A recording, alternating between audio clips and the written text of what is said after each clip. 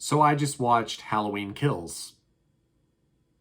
Hello everybody, my name is Tyler Stans and this is What's Playing Tonight, the show where I talk to you guys about movies and TV shows. This week I get to talk to you guys about something new. It's the latest installment in the long-running Halloween franchise, a franchise that you might have guessed I'm a bit of a fan of. Yeah, that is, there are 2 copies of the first Halloween movie on the dresser behind me.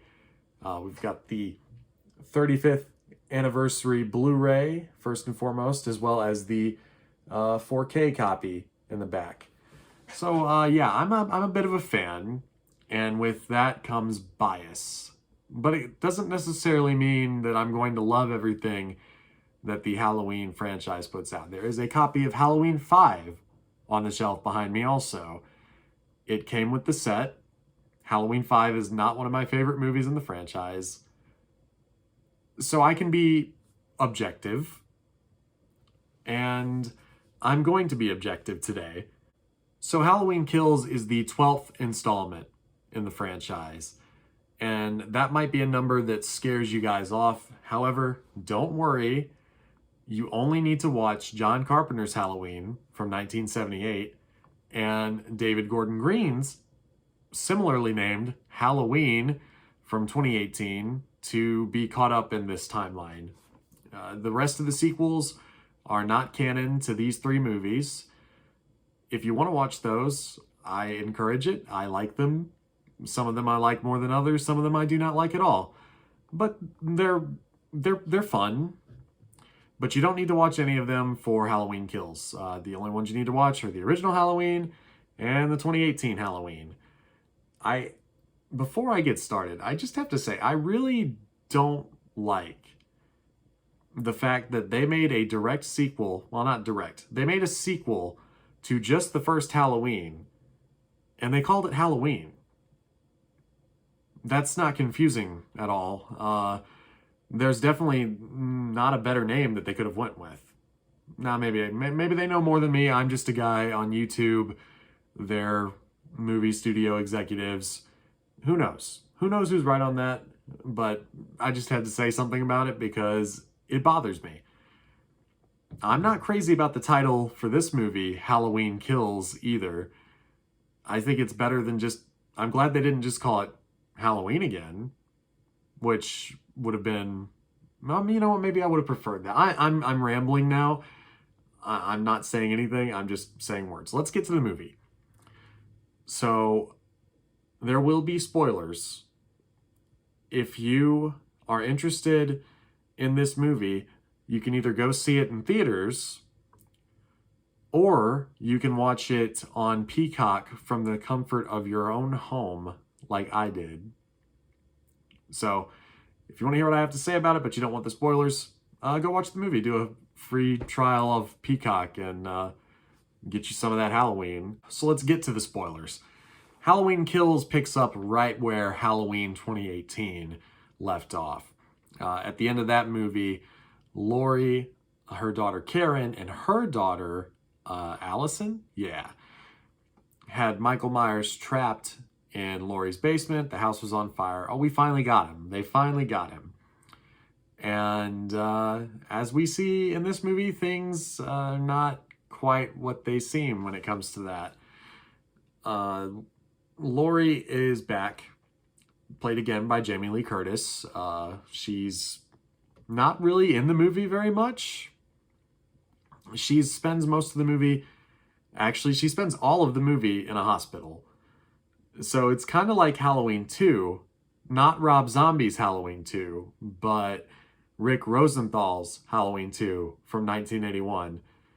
This is a confusing franchise. But she spends most of this movie in a hospital recovering from the events of the first movie. Not Halloween, the first movie, but David Gordon Green's Halloween, the first movie. So I guess the second movie. The last movie. Recovering from the events of the last movie. And she's not in it very much. More of a spotlight is given to Karen, played by Judy Greer, this time. And I think she does a pretty good job with what she's given. The problem is I don't think she's given very much. It seems like they didn't quite know what to do with this character, but the performance is pretty good. She has some good parts.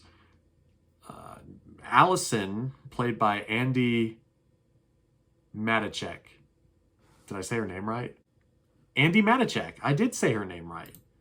Allison, played by Andy Matichak, is not quite prominent in this movie as she was in the last one as well. So the Strodes, the three Strodes from the first movie, two of them are more absent in this one, but Laurie Strode is the most absent. So of the three Strodes in the movie, Karen takes the spotlight the most, but the Strodes in general kind of take back seat to some of the other characters that are introduced in this movie, or should I say reintroduced. We get some returning characters from the original Halloween, 1978, and some of them are even played by the same actor. We have Lindsay Wallace, who is the little girl that Annie Brackett was babysitting in the first Halloween movie, and she's even played by the same actress, Kyle Richards, coming back 40 years later. Well, 40 years later in the timeline. This movie came out in 2021, but you know what I mean. We also get Tommy Doyle, who was the little boy that Laurie was babysitting in the first Halloween. Only he is played by Anthony Michael Hall, who was not in the original movie. We also get Lonnie Elam, the father of Allison's boyfriend, and the little kid who bullied Tommy Doyle in the first Halloween movie, played by a new actor, but it's Robert Longstreet, who I just got done watching in Midnight Mass. So it was nice to see him pop up so soon in another project that I'm pretty excited about. We also get Marion Chambers, played by original actress Nancy Stevens, back in Halloween Kills. Now, she was the nurse that drove Dr. Loomis to pick up Michael Myers for transport in the first Halloween. She's made a couple more appearances in some of the other sequels, but it was nice to have her back. I don't think she was utilized well in this movie. I think a lot of characters were not utilized well in this movie. I'm done talking about the cast because there's like 100 characters in this movie, and I just don't... There's so many of them that I don't have anything meaningful to say about any of them. Let's talk about Michael, actually. Let's talk about Michael Myers, the Shape, the main man. We get the same two guys that played Michael in the last Halloween movie back for this one. We have Nick Castle, who also portrayed Michael in the 1978 original, and we get James Jude Courtney, who's doing most of the stunt work this time because Nick Castle is 74, not quite as spry as he used to be. I think this movie handled Michael pretty good. There are some things about this movie that are... my opinions are kind of at odds with each other. On one hand, they portrayed Michael really well. The kills were very satisfying, pretty good gore. On the other hand, David Gordon Green has made a really decent Friday the 13th movie. And what I mean by that is that Michael is an indestructible Terminator killing machine in this movie. I thought when they were making these two movies that they were going to kind of ground it to differentiate it from the more bizarre sequels that had been made. But in this movie, Michael tanks some things that would kill a normal man. He's more like Jason in this movie. He's bashing people's heads into walls. He kills an entire squadron of firefighters right at the beginning of the movie. It's kind of ridiculous. And I'm just going to say it, I don't really know how much I like this movie yet. It's kind of in the middle for me. On one hand, there are some dumb things that happen in this movie. On the other hand, I kind of live for those dumb things. My favorite Friday the 13th movie is part 6, Jason Lives, the comedy. The one that they didn't take it seriously at all. But the problem is that David Gordon Green takes this movie very seriously. Everyone acting in this movie takes it very, very seriously. And it seems to me that they think that they've made this really good movie. I've heard them talk in interviews about how important they seem to think these movies are. But guys, it's just Halloween. I mean, it's about a guy in a mask killing people. And to see their attitude about the whole thing and just see how spectacularly stupid this movie is, I kind of love that. I really do. Because the fight with the firefighters right at the beginning had me cackling. I was laughing so hard. He is more like the Terminator or Jason in this movie than he has ever been. And I'm even counting the Rob Zombie movies where Michael Myers was 7 feet tall and a redneck. But in this movie, he's just an unstoppable killing machine. And it's just ridiculous. And the characters, the townspeople of Haddonfield, they're just so unbelievable in this one. Tommy Doyle decides that he is going to gather a band of people to form a mob to hunt Michael Myers like Frankenstein style. Let's just grab our pitchforks and our bats and stuff and let's go hunt this guy. And the law enforcement does nothing to stop them, besides tell them, please don't do that. Please don't form a mob. And Tommy, he just keeps saying, evil dies tonight. That's something you will hear a lot in that movie. Evil dies tonight. Spoiler, it doesn't. No evil dies tonight. It's just, and I'm not quite sure. I'm sorry. This is going to be so unstructured compared to, I'm not going off a script. This is just me spitballing my thoughts on this movie. I'm not quite sure what David Gordon Green wants to say about mob violence, because there's a part in this movie where he clearly shows it to be a bad thing. There's another escaped mental patient who the mob confuses for Michael Myers, and this character unfortunately ends up dying because of this mob.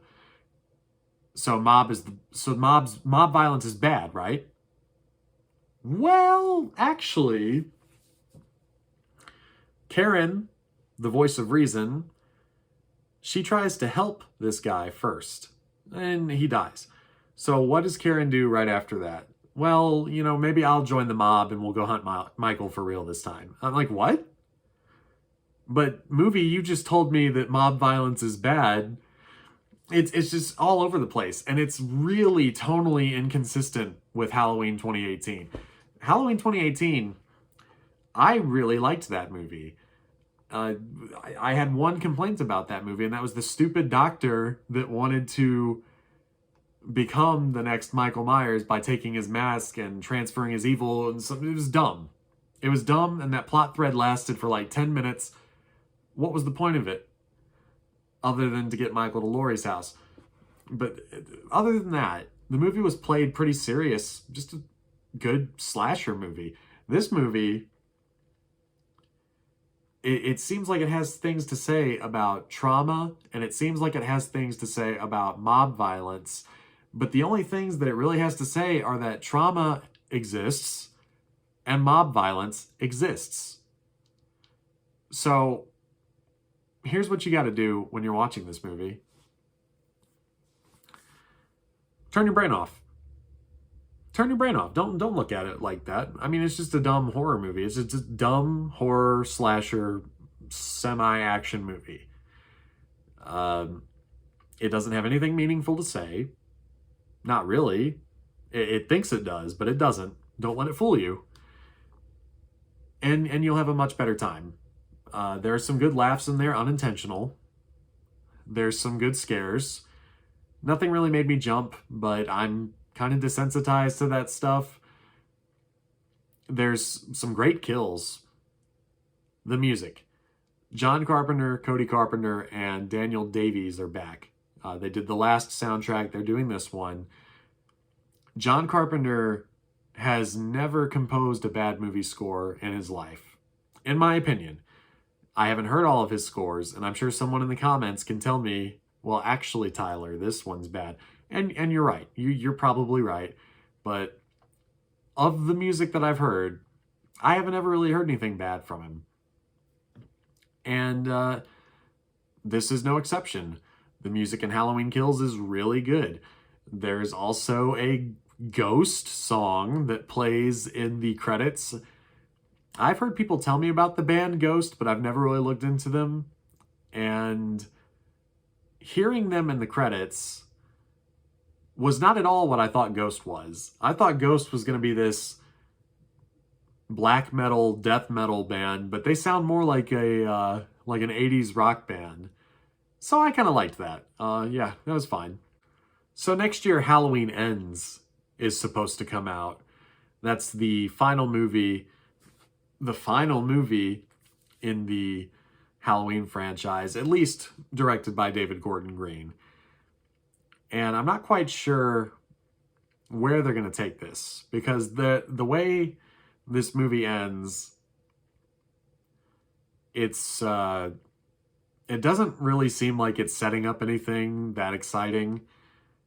It looks like we're going to get to see Michael fight Laurie again, which is fine, I guess, but we just had a whole movie of that. And I know we got to take a break from it this time. I thought maybe they could take it somewhere new, but, you know, that's fine. I'm still going to watch it because I can't help myself. What did I think of this movie? Well, I thought about that. And I think overall I like this movie, but I don't love it. It does most of what it wants to do right. And the stuff it gets wrong is not enough to make me not like this movie. So I'm going to go ahead and give Halloween Kills... I'm going to go ahead and give Halloween Kills 2 ties out of 4. 2 out of 4 ties. Thank you so much for watching this video. I hope I didn't anger too many of you with my Halloween hot takes, although with the critical reception this movie is getting, I think I might be one of the more positive voices on the matter. If you like this video, consider liking the video. If you like me and want to hear more about what I have to say about various movie and television things that are coming out, consider subscribing. And let me know in the comments what you thought of Halloween Kills, what your favorite Halloween movie is, why you don't care about Halloween, and suggest me something. Give me something you want me to cover. If there's something you want me to cover, let me know in the comments. I might get to it. But until next time, I'm Tyler Stans, and this has been What's Playing Tonight. Have a good one.